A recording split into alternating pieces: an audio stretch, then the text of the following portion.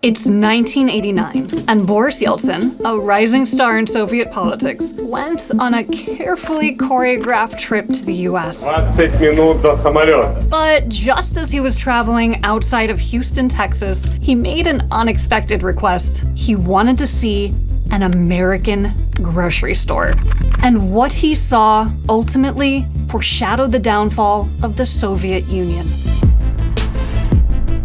Aisles packed with food, shelves stocked to the brim with fresh produce, dozens of varieties of apples alone, free samples of cheese, 30,000 different items in a single store. At first, he couldn't believe what he was seeing. Perhaps it was all staged, a propaganda stunt, some Potemkin supermarket that the CIA set up to impress visiting officials. But he soon felt sick with despair as he realized that this was just ordinary life for the average American. Although Yeltsin knew of America's prosperity, seeing the disparity in person was shocking. Back home, even basic goods meant waiting in long lines, ration cards, empty shelves. Even the Politburo doesn't have this choice. Not even Mr. Gorbachev.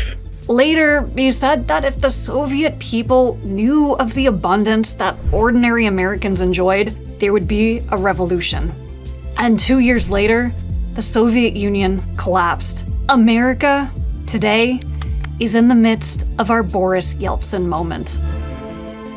For decades, China and America have largely existed in separate media bubbles. The Great Firewall of China has ensured that. While we scroll through TikTok, Instagram, Facebook, Chinese citizens instead are on platforms like Douyin, WeChat, and Weibo. There's very little exchange between these two digital worlds. We don't really see their everyday reality, and they don't really see ours. But then, in January 2025, we faced the potential TikTok ban. TikTok ban can go into effect on Sunday. And in an act of protest, Americans started looking for Chinese alternatives. One app in particular, Red Note, which was basically China's equivalent to Instagram, surged to the top of the US App Store. These so-called TikTok refugees flooded the platform. And for the first time, we got a glimpse into daily life in modern China. And what we witnessed was shocking. Because we're seeing videos and their life is looking so much better than ours. We're literally like a third world country compared to China. You see the architecture of China's buildings? This is a mall.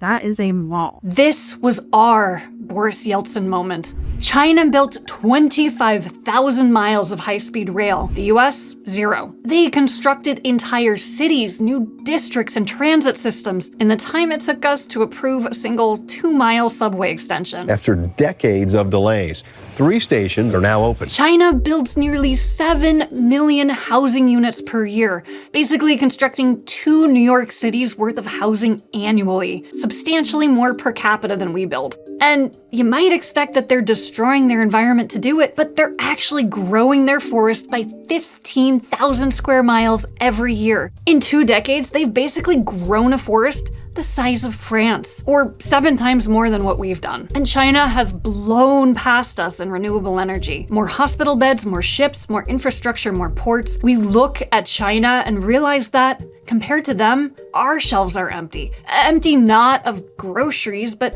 of affordable housing, of clean energy, of nationwide high-speed rail. So how did they beat us? How did we lose to China?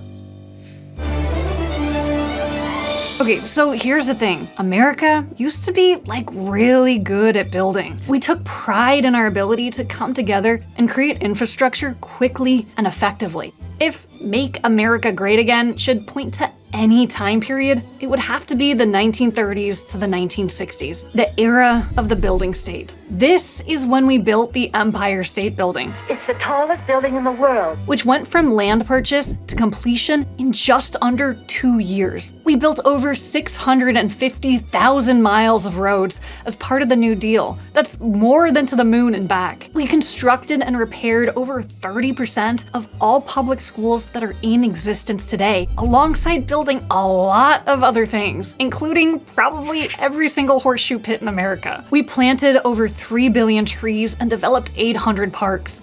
Many of these vacation spots were completely inaccessible before the Assistant to the Works program made road construction possible. We constructed massive hydropower projects, each project taking about 3 years, and rapidly electrified over 650,000 homes across rural America. That's basically like every single household in San Francisco and Boston suddenly getting access to lights, refrigerators, and radios. We built 12,000 apartments in the Bronx, from planning to move-in just 4 years. By 1950, we were building homes faster than we were growing our population. And San Francisco built 70 miles of metro rail lines within a decade. But as we did all that, well, things also got a little out of hand. We built thousands of miles of highways to connect cities, but we tore apart entire communities. Wide as a city block. And that ignited a neighborhood resistance. We built massive housing complexes, but they quickly decayed into symbols of neglect. The residents here in Pruitt-Igoe will probably be frozen in again. And that galvanized communities to fight for a say in future plans. We demolished beloved historic structures and replaced them with, well, this.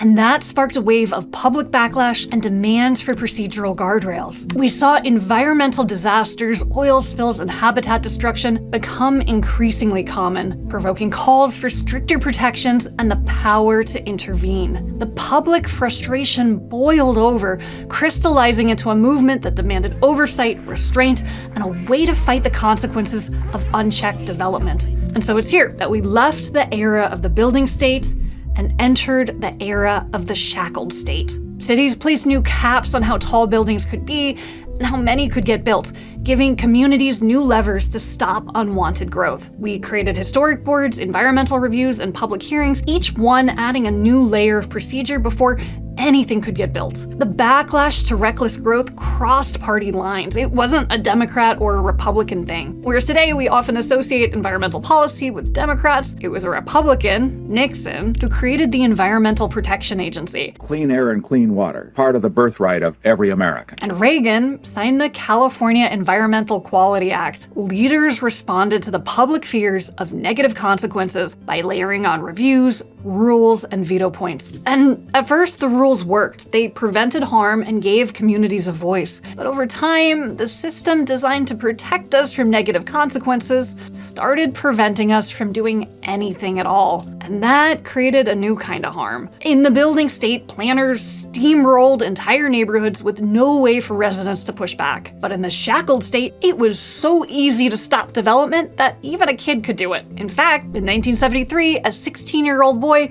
was able to block a crucial housing project for a year and a half. Suddenly, projects across the country were getting tied up in litigation and community protests. Housing in San Francisco, affordable apartments in Yonkers, subway projects in LA. In short, we are entering an era of limits. In the name of caution, we introduced so many checks, safeguards, and veto points that we effectively ground our own progress to a halt. We strangled our ability to build housing, transit, and the infrastructure we desperately needed. In our attempt to make sure we didn't do anything bad, we made it so we didn't do anything at all. But there's one more consequence that might have been bigger than all of the other ones combined. One that was sparked by a tiny project. Let me tell you a story. In the 1950s, New York City built a little ice skating rink in Central Park. And by the late 1970s, that rink was coming due for a refurbishment. And so the city planned to replace it using the latest technology, Freon. But there was this law called Wick's Law, and the intention was to prevent corruption, to block the mayor of a town from hiring his brother-in-law at an inflated price to do a city project. The law required cities to divide the work into different contracts. So for the ice rink, that meant that the city had to have one contract for electrical work, one for concrete, one for plumbing, and then they had to take the lowest bidder for each. The main point here is that there was no general contract for the project, no single guy who was ultimately responsible for making sure the thing got done. And without that main guy, everything falls apart. One contractor installed the new piping, but there was no one ready to pour the concrete on top. It took a year for the Parks Department to finally get that someone, but by that point, the pipes had cracked under exposure to so many seasons of weather. And the rink kept getting redesigned throughout the process, so everyone has a different copy of the plans and none of the pieces fit together. And so, after 6 years of delay and going over budget by double, they turn on the rink and it doesn't work. The ice melts. And this was a huge embarrassment for Mayor Koch at the time. He had just spent millions of taxpayer dollars on a failed project, and he was left with a mess. And he's basically gonna have to start all over again when he gets a letter from a local developer saying, hey, let me do it for you. Just hand me the rink, I'll do it at a fraction of the cost, I'll manage it as a private enterprise, and I'll get it done. And Koch, who's beside himself at this point, basically says, fine, you do it. And that's exactly what happens. The developer takes it over, it opens ahead of schedule in 6 months and under budget at a fraction of the cost of what the city had already spent. Finally, someone was focused on results. Average citizens could finally benefit from something actually getting built. And people are thrilled. One skater at the time called the developer a bona fide hero, and that he deserved a parade in his honor. And that developer's name? Donald J. Trump. Then to the rescue, developer Donald Trump. Donald, you perform a great public service. The praise emboldened the young Donald Trump to become much more outspoken politically. And over the course of the next year, he was invited onto some of the most popular talk shows. Are you saying this by way of indicating you do intend to run for president? This sounds like political presidential talk to me. Are you running for president? Procedural gridlock created an opening for Trump and populist movements like MAGA to emerge. When public institutions repeatedly fail to deliver basic services or manage straightforward projects, citizens become disillusioned. And that disillusionment provides fertile ground for authoritarian figures who promise swift action and easy solutions. We'll start paying off that debt like it's water. We're signing a healthcare plan within 2 weeks. I alone can fix it. Whether or not they can actually deliver. The ice rink is one small example of how well-intentioned rules meant to protect people and prevent abuse made it absurdly hard to deliver basic public goods and end up causing more harm than they prevent. Today, we see this most clearly in examples like housing, transit, and energy. For example, we say we want to end homelessness, but then make it illegal to build low-cost units, like these, which provide a deeply affordable housing option. We say we want to reduce pollution, but then subject high-speed rail to decades of environmental review when its deployment would substantially cut down on emissions from car travel. We say we want inviting public spaces, but then require a public input process so long and complex, it ends up costing $1.7 million to build a single public toilet. We debate building a dam for so long that beavers end up doing it instead. Okay, fine, it's not the US, but you get the point. These examples all point to the same underlying problem: lack of state capacity, the government's ability to actually get things done. When proceduralism becomes so complex that it paralyzes action, when well-meaning rules create endless gridlock, when it takes long to approve a project and even longer to build it, that's a crisis of state capacity. Shackled state, with its layers of reviews, veto points, and procedural hurdles, has systemically destroyed our ability to build the things we desperately need. If this were the only problem we faced, it would be worth dedicating all of our efforts to solving it. But while this procedural gridlock was unfolding, something else, even more insidious, was taking root. Something that doesn't just slow down progress, but is one of the fundamental drivers of inequality and one of the biggest drags on our economy today. Let's take a look at how we found ourselves not just in a shackled state, but also in a captured economy.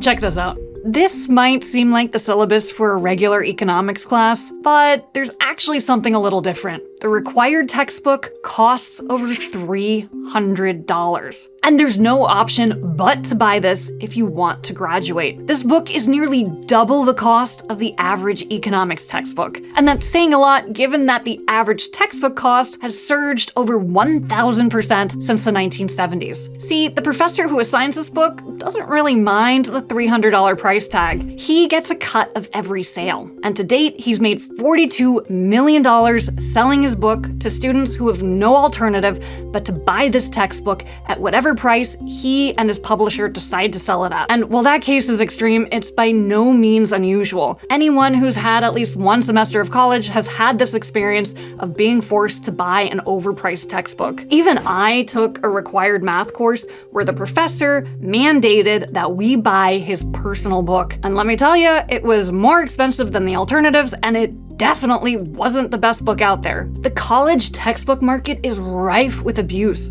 Publishers pump out barely revised new editions just to kill off the used book market. They pay thousands of dollars to professors and schools, up to $30,000 to adopt specific books. And a textbook sales rep once said the quiet part out loud. You have to find a way to buy off the professor. Now, it's not always so nefarious. Maybe a professor wants to stick with an overpriced book because it's less work for them than to change the syllabus, but the principle is still the same. Publishers and professors have blocked competition, reaping huge gains for themselves at the expense of students. And this is a textbook example, literally, of a captured economy, so it's worth repeating. Professors and publishers have blocked competition in textbooks at the expense of millions of students. This might seem like a small thing, but it's actually an epidemic in our economy, and it explains why everything is so expensive, from healthcare and medicine to housing and more. Anytime you see prices rise, unable to come down over decades without major innovations or quality improvements, the captured economy is likely behind it. So let's take a look at some other areas.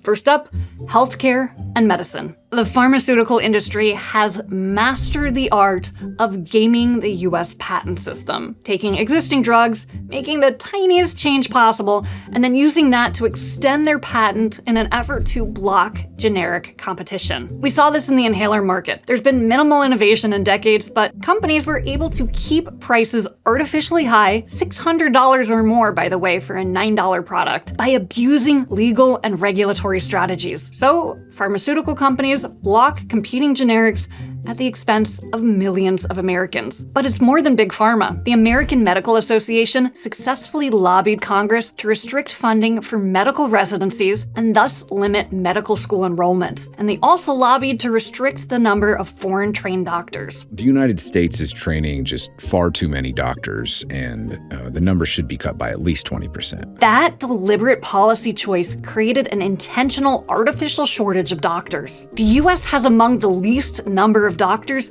of most developed countries, inflating medical costs while ensuring established physicians maintain higher incomes. So, the American Medical Association blocked competing doctors from practicing at the expense of millions of patients. And by the way, they were also one of the biggest forces in defeating universal healthcare back in the 1950s. Okay, here's another case. Vanderbilt wanted to build a hospital in Rutherford County, Tennessee, where 39,000 people were making 2-hour round-trip journeys to Nashville for care. But most states have a certificate of need law, which means you can't just build a new hospital. You have to get permission first, from a board and from potential competitors. 3 nearby hospitals objected to the new hospital. They argued that the Vanderbilt facility wasn't needed, and they claimed that Vanderbilt's expansion would duplicate services and thus hurt their bottom line. So Vanderbilt was blocked from building a hospital because existing players were trying to protect their turf. So incumbent hospitals block competing hospitals at the expense of underserved communities. Let's take a look at another area. Housing. This affordable housing project did something that no nearby project managed before. It cut building costs in half, making it possible to house twice as many families in need. The key was factory-built homes. Union workers built the units in the factory, and then union crews assembled them on site. But even that wasn't enough to stop opposition. Other unions pushed back hard, calling it unacceptable and declaring, "We are against modular housing," because it threatened their turf. And their resistance helped slam the door on future projects like it. So, certain unions block competing union construction methods at the expense of families who need affordable homes. Meanwhile, wealthy homeowners routinely weaponize zoning to block new housing. One Berkeley resident successfully delayed new homes because she feared they would cast shadows on her zucchini plants. And guess what? City Council sided with the zucchini. And in New York, residents opposed new homes because they didn't want it to block their view of other buildings. It does not make sense to block the views of the 59th Street Bridge. I'm not joking. And who benefits? existing homeowners who want to preserve the status quo, corporate landlords like BlackRock and Invitation Homes who specifically buy homes in places that exhibit constrained levels of new home construction. And then they profit from that artificial scarcity. A scarcity economy works very well for incumbents. So, wealthy homeowners block competing housing at the expense of renters and new home buyers. In each of these cases, a small, powerful group uses its influence to block competition or to rig the rules in its favor. Costs go up not because of innovation or a better product, but because insiders are protecting their turf. This dynamic keeps happening because a small group stands to gain a lot. They have a concentrated interest, while the costs are spread out across the broader public who aren't as incentivized to fight it. And that's the key problem, this collective action imbalance. Concentrated interests organize, diffuse interests don't. The neighbor worried about her view shows up to every hearing about a new apartment. The family who might one day afford that apartment, they don't even know that the meeting's happening. You multiply that dynamic across housing, healthcare, energy, education over decades, and you get a system that locks in scarcity and drives up costs. This system works beautifully for those already at the top. When housing is scarce, landlords win. When doctors are scarce, costs soar. When generics are scarce, drug companies cash in. Scarcity is profitable if you're already on the inside. Over time, this dynamic has produced a system where those already at the top grow even bigger while making it harder for new players to break in. And we see it in the numbers. In industry after industry, the top 8 companies are grabbing a larger and larger market share. The result is a marketplace with fewer choices, less competition, and greater concentrations of power. For decades, both parties tried to address rising costs by putting more money in people's pockets. Republicans typically prioritized tax cuts, while Democrats leaned on subsidies and direct aid. But think about the consequences of that. Both parties were putting more cash in people's pockets, but that cash does very little good if we choke off the ability to create more things at the same time. If you give people housing vouchers but don't increase supply of housing, housing gets more expensive. If you subsidize college tuition but don't increase the number of spots,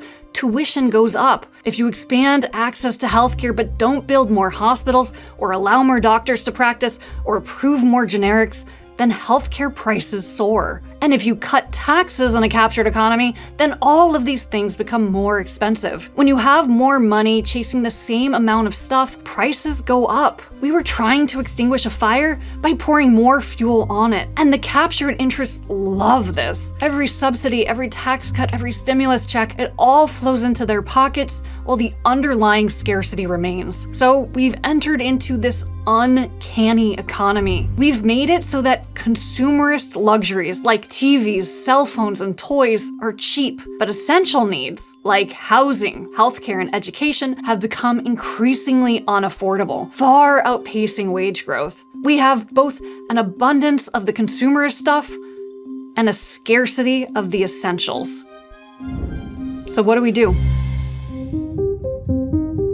We can do better, but only if we understand what broke and who benefits from keeping it broken. We've seen how powerful interests organize to protect their turf at the expense of the broader public. We've seen how proceduralism has made it almost impossible to deliver anything at all. So if we want to build again, build housing, clean energy, high-speed rail, better healthcare, educational opportunities, we have to do 2 things. On the public side, we need to rebuild our state capacity to deliver the public goods and services that we need. And on the private side, we need to dismantle the captured economy that blocks competition and keeps prices high. To do this, we need to elect leaders who can align our processes to be better focused on outcomes. And we also need to address the collective action imbalance by organizing the disorganized and creating a movement that speaks up for diffuse interests. Is there any kind of a proposal to redeem us if our property value goes down? This guy is always showing up to city council meetings. But when's the last time you showed up to fight for factory-built housing or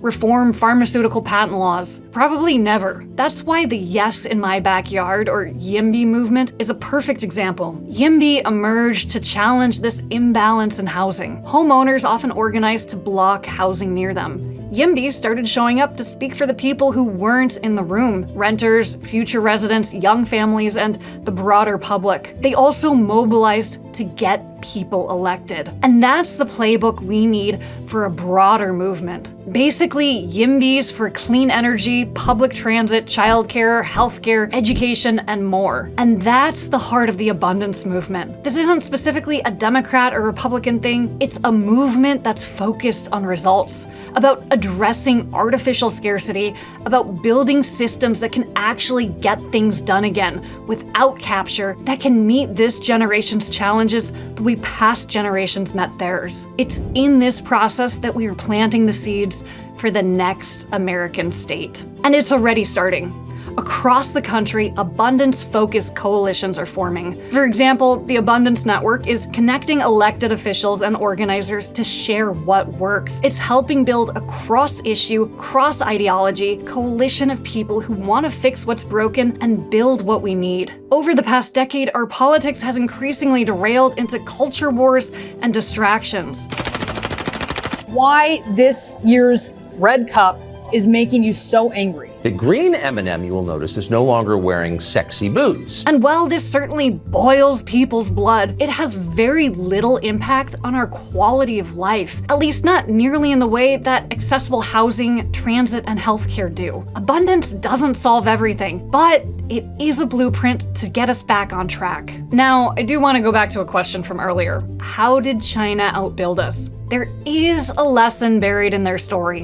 In the 1970s, Deng Xiaoping launched sweeping reforms across China, and he told officials to seek truth from facts. It was a simple instruction, but one with radical implications. He didn't care whether a solution looked like it came from one political ideology or another, but whether or not it worked. It doesn't matter if a cat is black or white. If it catches mice, it's a good cat. His cat theory created the necessary political space for Chinese policymakers to study a wide array of foreign economic experiences. This included even learning from the successful experiences of capitalist countries, and then copying it if it helped their people. We can put aside ideology and do the same. This is not a wholesale endorsement of China's system. We certainly don't need to import their human rights violations, nor is this a wholesale condemnation of our system. But we should learn what works. We can stay true to our values while simultaneously demanding better outcomes. Because right now,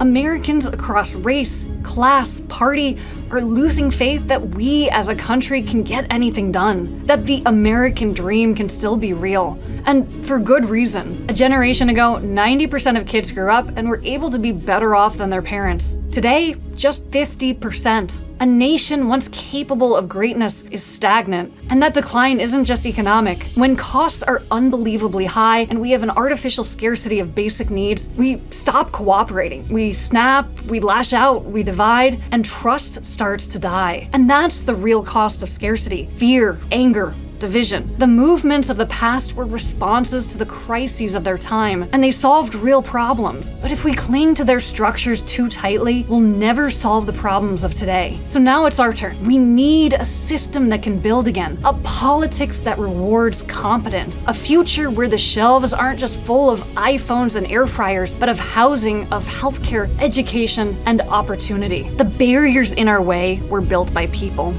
That means that people can take them down. So let's be the generation that does. Some of these problems might seem really hard to fix, but there's actually a lot of stuff that we can do at the local level. So 2 years ago, I was elected to City Council in Falls Church, Virginia. And during that time, if you wanted to take an old office building that's like this and convert it into a restaurant, you would somehow need to add 21 new parking spaces. I don't know where you would fit 21 parking spaces. We cut back on proceduralism. We dramatically reduced those parking requirements, and now beloved restaurants like this can open more easily. For more concrete results, we turn to my abundance elected colleague in Missoula, Montana, Tyler, who was able to get the DMV wait time down from 1 hour to 3 minutes. And now it has a satisfaction rate of 97%. That is unheard of. We need more people to step up. people like you run for office, join a board, show up, because people who show up are the ones who shape what happens next.